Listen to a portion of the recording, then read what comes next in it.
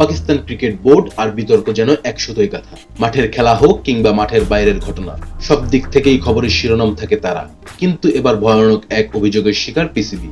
আর্থিক দুর্নীতি করেছে পিসিবি, সম্প্রতি এমন শিরোনামে ছেয়ে গেছে পাকিস্তানের গণমাধ্যম। পিসিবির ওপর আর্থিক দুর্নীতির অভিযোগ তুলেছে দেশটির সাংবাদিক শাহিদ হাশমি।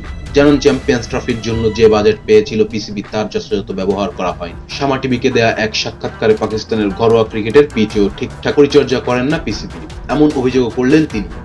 ঘটনার সূত্রপাত সবশেষ চ্যাম্পিয়ন্স ট্রফির সময়। সাংবাদিক শাহিদ হাশমি জানান, রাওয়ালপিন্ডির স্টেডিয়ামের পরিচর্যার জন্য কিউরেটর নিজের মোটরবাইক বিক্রি করেছেন।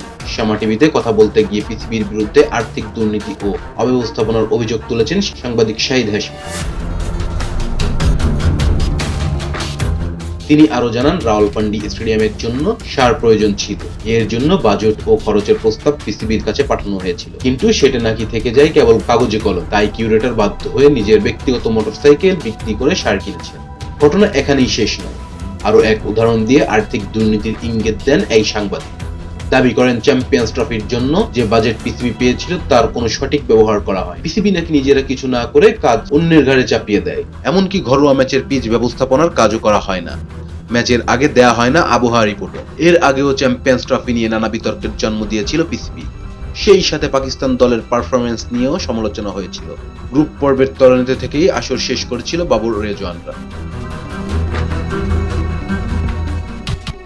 Rezwan Islam, B sports.